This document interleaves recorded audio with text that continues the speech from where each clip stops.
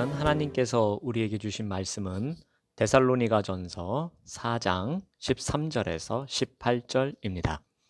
형제들아, 자는 자들에 관하여는 너희가 알지 못함을 우리가 원하지 아니하노니 이는 소망 없는 다른 이와 같이 슬퍼하지 않게 하려 함이라. 우리가 예수께서 죽으셨다가 다시 살아나심을 믿을진대 이와 같이 예수 안에서 자는 자들도 하나님이 그와 함께 데리고 오시리라. 우리가 주의 말씀으로 너희에게 이것을 말하노니 주께서 강림하실 때까지 우리 살아남아 있는 자도 자는 자보다 결코 앞서지 못하리라.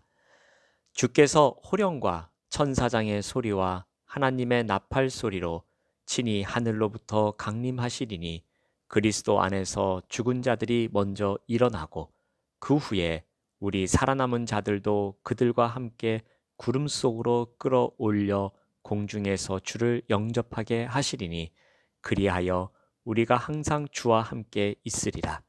그러므로 이러한 말로 서로 위로하라. 아멘. 이 시간 이러한 말로 서로 위로하라 라는 제목으로 함께 말씀을 나누겠습니다. 죽음의 문제는 동서고금을 막론하고 모든 사람에게 중요한 주제입니다. 살아가는 것만큼 중요한 문제가 죽음에 관한 것입니다. well dying이라는 말이 생겨날 정도로 죽음에 대한 관심이 많아졌습니다. 2000년 전 데살로니가 성도들에게도 마찬가지였습니다.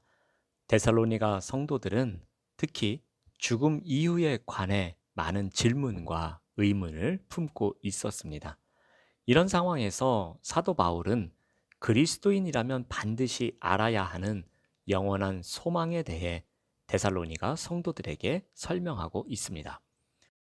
바울은 먼저 자는 자들, 즉 세상을 떠난 형제 자매들에 대한 이야기를 데살로니가 성도들에게 전합니다.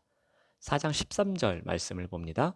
형제들아, 자는 자들에 관하여는 너희가 알지 못함을 우리가 원하지 아니하노니 이는 소망 없는 다른 이와 같이 슬퍼하지 않게 하려 함이라.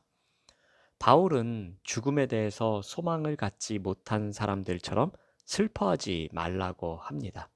이것은 슬픔이라는 감정 자체를 부정하는 것이 아닙니다. 사별은 분명히 슬픈 일입니다. 그런데 데살로니가 성도들이 소망 없는 다른 이들, 즉 불신자들과 똑같이 죽은 이들과의 이별에 대해 과도하게 슬퍼했고 무기력과 절망을 느끼는 경우가 적지 않았습니다. 그러므로 어떻게 해야 하는지 바울은 부활의 소망이 있음을 기억하고 과도한 슬픔에 지배당하지 말라고 합니다. 자, 그런데 이러한 소망이 어디에서 나온다고 합니까? 믿음으로부터 비롯된다고 말합니다. 우리 14절 말씀을 보면 우리가 예수께서 죽으셨다가 다시 살아나심을 믿을진대 이와 같이 예수 안에서 자는 자들도 하나님이 그와 함께 데리러 오시리라. 소망은 예수님이 죽으셨다가 다시 살아나셨음을 믿는 믿음에서 나온다고 합니다. 우리가 이 믿음을 갖고 있으면 어떤 소망을 갖습니까? 이와 같이, 즉 예수님과 같이 예수님 안에서 자는 자들도 하나님이 그와 함께 데리고 오실 것이라고 합니다. 이 믿음에서 소망이 나온다고 합니다. 고린도전서 15장 20절에서 가르치는 것처럼 그리스도의 부활이 첫 열매가 되어서 성도들의 장래 부활을 보증한다는 초기 교회의 믿음이 있었습니다. 그리스도께서 죽은 자 가운데서 부활하셨기 때문에 예수 안에 있는 자들도 반드시 그와 함께 일으켜지며 그와 함께 동행하게 됩니다. 바울은 이것이 자신의 생각이 아니라 주의 말씀이라고 다시 한번 강조합니다. 15절 말씀을 봅니다. 우리가 주의 말씀으로 너희에게 이것을 말하노니 주께서 강림하실 때까지 우리 살아남아 있는 자도 자는 자보다 결코 앞서지 못하리라. 바울은 13절, 14절, 15절에서 자는 자라는 표현을 계속해서 사용합니다. 이것은 죽음이 피곤한 인생의 여정을 잠시 멈추고 잠이 드는 일이다라는 것을 강조하고 있는 것입니다. 그러므로 잠들었다가 일어나는 날에는 주님과 함께 모두 만날 소망이 있음을 이야기합니다. 또한 바울은 주님이 다시 오시는 날에 살아남아 있는 사람들이 자는 자보다 결코 앞설 수 없다고 말합니다. 세상에서는 죽음이 불행한 것처럼 보여지지만 그리스도 안에서는 꼭 그렇지만도 않습니다.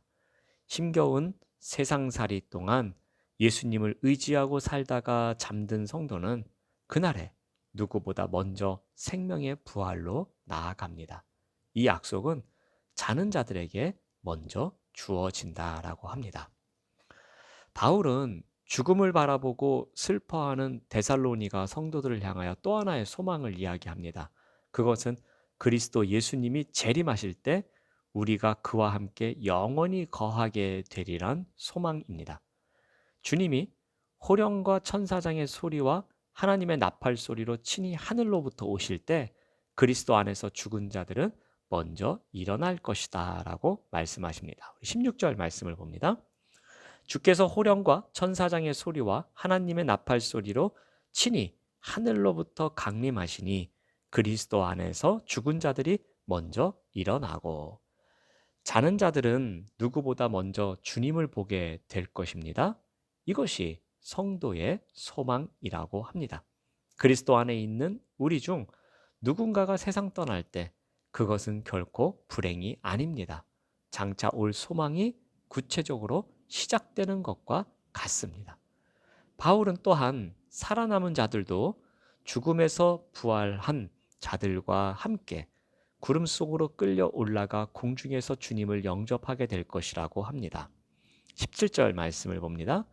그 후에 우리 살아남은 자들도 그들과 함께 구름 속으로 끌어올려 공중에서 주를 영접하게 하시리니 그리하여 우리가 항상 주와 함께 있으리라.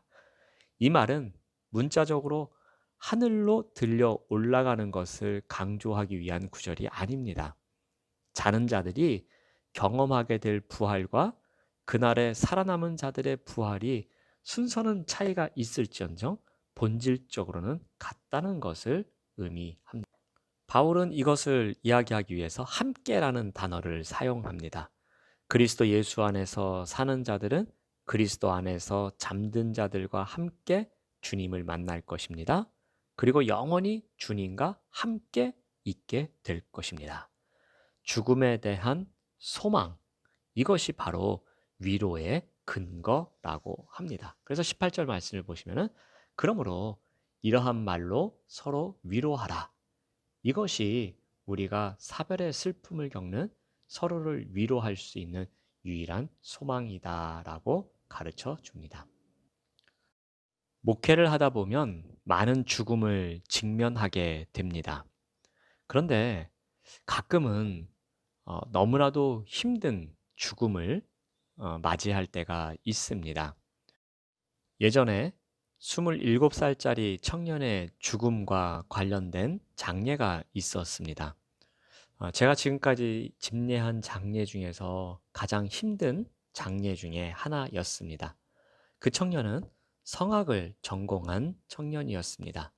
한예종을 우수한 성적으로 졸업한 노래를 정말 잘하는 청년이었습니다. 연말에 여기저기 연습이 많아서 분주한 시간을 보내고 있었습니다. 그러던 어느 날 연습이 늦게 끝나서 차를 운전하며 터널 안에서 순간 졸음 운전을 했습니다. 차가 전복되었고 119가 와서 차 안에 있는 이 청년을 꺼낼 정도로 차가 심하게 망가졌습니다. 중환자실에서 일주일간 있었습니다. 저도 중환자실에 신방을 갔었는데 그 모습 자체가 정말 처참했습니다. 일주일의 시간이 지난 이후 그 친구는 하나님의 부르심을 받았습니다. 장례를 집례하는데 한예종 친구들 한 100여 명이 아침부터 저녁까지 함께 했습니다. 저녁에 이제 장례를 마무리하고 부모님과 마지막으로 이야기를 할 시간이 있었습니다. 일주일 동안 중환자실 밖에서 하나님께 끊임없이 기도하며 울부짖으며 하나님께 묻고 또 물었다고 합니다. 어찌 이런 일이 우리 아들에게 일어날 수 있습니까? 라고 일주일 내내 물었다라고 합니다. 그래서 제가 궁금하여 그 답변을 얻으셨습니까? 여쭈었더니 이렇게 말씀을 하십니다. 우리 아들이 세상의 때가 묻기 전에 하나님께서 하나님 나라의 찬양대로 데려가 삼으셨다라고 말씀을 하십니다. 이러한 생각이 들면서 그동안 끊임없이 물었던 질문에 대한 답변을 얻었다라고 말씀하십니다. 그리고 아들의 죽음에 대한 소망을 발견하게 되었노라라고 말씀하십니다. 사랑하는 여러분, 그리스도인은 삶과 죽음에 대한 기준이 바뀐 사람들입니다. 언젠가 찾아올 죽음을 어떻게 준비하느냐, 그 죽음을 절망으로만 보느냐, 아니면 소망으로 보느냐입니다. 우리가 죽음을 소망으로 바라볼 때에 이러한 말로 서로 위로하라 라고 한 오늘 말씀이 우리에게 위로가 될 줄로 믿습니다. 하나님 감사합니다. 죽음을 절망으로만 바라보는 것이 아니라 죽음을 소망으로 바라보는 믿음을 소유한 삶을 살아갈 수 있도록 인도하여 주시옵소서. 예수님의 이름으로 기도드립니다. 아멘.